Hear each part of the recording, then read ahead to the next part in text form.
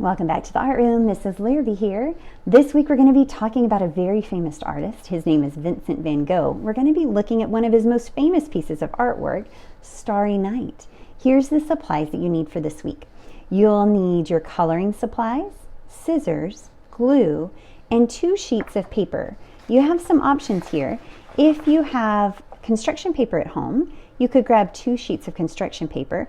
A black piece and either a purple or a dark blue would be ideal. If you don't have construction paper at home, no worries. Go ahead and grab whatever white paper you've been using. You could have 2 sheets of white paper or 1 sheet of white paper and another sheet of paper that contrasts. It's a little darker. I have a piece of paper bag here. You could also use newspaper or regular notebook paper that has the lines on it. Any of those work, or 2 sheets of white copy paper. All right, so 2 sheets of paper, coloring supplies, scissors, glue. Grab those, come back, and we'll get started. This week we're looking at artist Vincent Van Gogh. He was a painter over in the European countries. He painted largely in France, and in the late 1800s, so over 100 years ago, he was producing artwork. Mr. Van Gogh was known for this style of using these very thick brush strokes to create his artwork. That was different than using the paint and carefully blending it so that it was seamless. He would purposefully keep his colors very bold and in these lines. We've talked a lot about how we use line and pattern and shape in artwork this year already. Here's another great example of how to use line in artwork. Mr. Van Gogh used it to create movement and kind of this energy in his artwork. He also had the subject of landscapes quite often. A landscape is simply a painting or a piece of artwork that shows the land. Oftentimes it's the countryside or a field. This week we're going to be focusing on one of his most famous pictures, which is called Starry Night. But before I show you that, let me show you a few other of his landscapes. This one shows a field where flowers are growing. Notice in the sky and on the ground you can see all the little brush strokes and the different colors of paint that make up this piece of artwork. Here's another of a field, and there's a small home and town in the background. This one is of olive orchard, and it kind of reminds me of something that we would see here in our area with the kind of trees and grasses. Here's a landscape. I bet you can guess what season this one is in. Remember we talked about fall earlier this year? This is the season of winter for sure. There's snow on the ground, and even though we don't get snow here, we know that snow falls in lots of places around the world during winter. And here's Starry Night. This is a piece of artwork we're going to focus on for our lesson today. You may have seen this picture before. I've even seen it on shoes and skirts and backpacks before. It's a very famous, well-known piece of artwork. Let's look just a moment and observe what we can see. What do you see in this artwork? Maybe I heard someone say you see buildings. You see the church with the steeple in the middle. You see the moon and the stars. What about this wavy line in the middle? What do you think this wavy line is showing us in his artwork? It reminds me of the wind. Maybe it does you as well. It's kind of neat to put this in artwork because if you look outside, you can't see the wind. You can see it blowing trees. You can see it moving things around on the yard, but you can't see the wind itself in the air. It's so neat that Mr. Van Gogh was able to show us that the wind was blowing in this picture by using these lines and movement. All right, let's go ahead and get started with our artwork. Let's set these aside. The first thing I want us to do is take out our colors. Let's observe the artwork again, and let's think about what colors we see. You're going to go ahead and open your color box, and as we name these colors, I want you to go ahead and take them out, okay? All right, so if we look at his artwork, we definitely see blue. So go ahead and grab out whatever colors of blue you have in your crayon box. I also see yellow in his artwork. Grab your yellow crayon. And how about orange? There's a little bit of orange in there. And I see white. I would say these are the main colors that I see in the sky of his artwork. I also see black. We're going to get to that in just a moment. All right, so we have our colors chosen. Go ahead and grab your paper. Now, you might be using construction paper. That's just fine. Go ahead and grab your construction paper. Either a dark blue or a purple would work too. You're only going to need half, so you can cut your paper in half. If you're using white paper, we're going to make our white paper blue. I'm going to go ahead and grab a half sheet of paper as well. So construction paper, just wait for us if you have that. But if you have white paper, let's take one of our blue crayons and let's color in our paper so that it's blue as well. I'm going to use one of my darkest blue colors, and I'm going to hold it to the side instead of straight up and down. This is just going to let me color my paper in a little more quickly and also get a little more uniformed, or the same color all over my paper.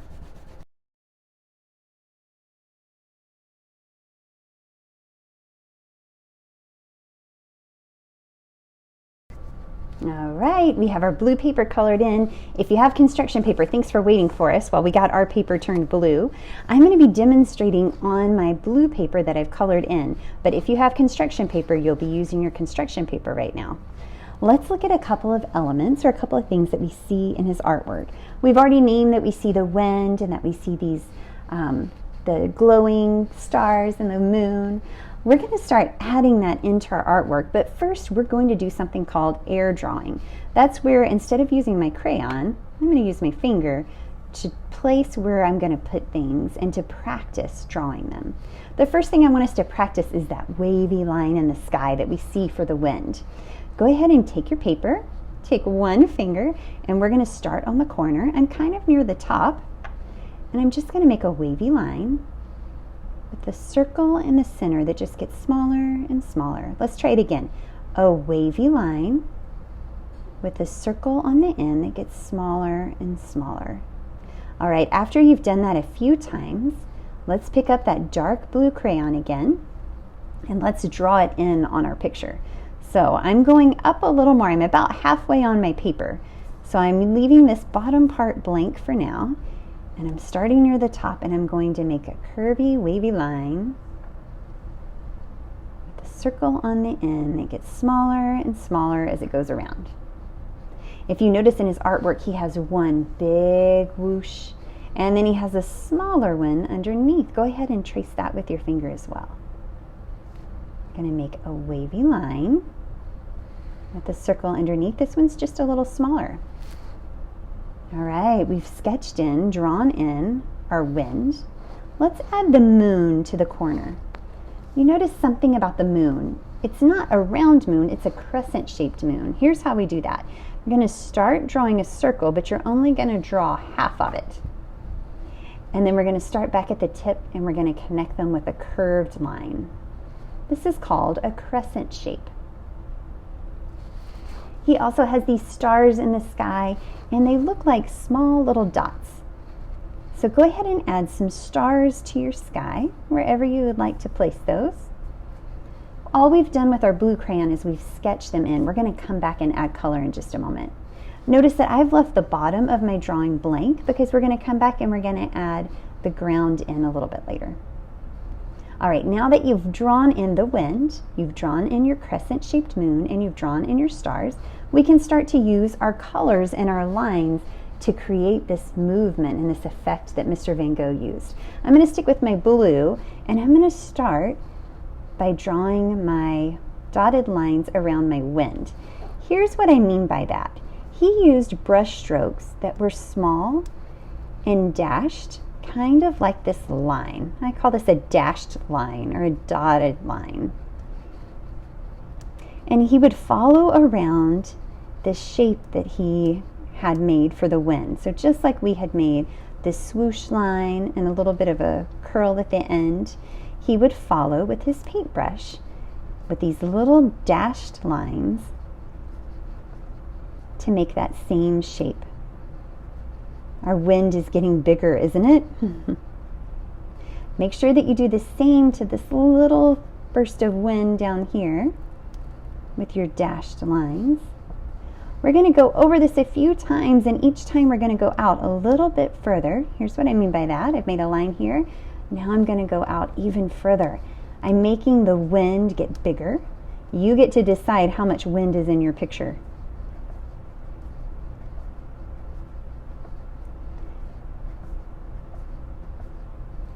right, we've used the darkest blue that we have. Now let's go to the lightest blue that you have. We're going to do the same. We can even overlap where our colors are. So I'm going back in some of the same places that I put my dark blue, and now I'm adding my light blue.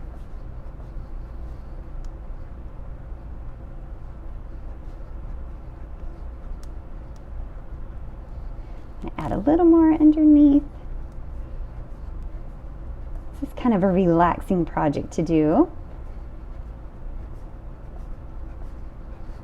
All right, when you are happy with how big your wind is, you may stop.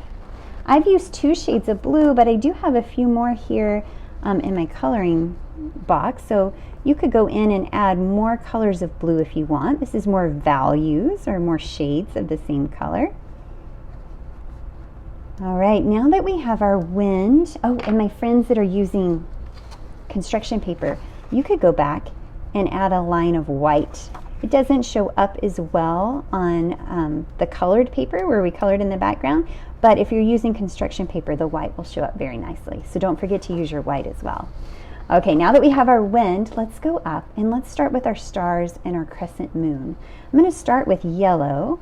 I'm going to simply color in everything. So color in your moon and color in your stars. This is just giving them that first little layer. And now we're going to go back and we're going to add these same dashed lines around the edges. And you can alternate between your yellow and your orange. For those of us that are using our white paper that we've colored in, we might find that the orange stands out a little better. We might use a little more orange. Again, if you're using construction paper, you'll find that the yellow shows up pretty well and the orange even better. All right, go ahead and around each of your shapes, your moon and your stars, add some lines. This is going to make them look like they're twinkling in the night sky.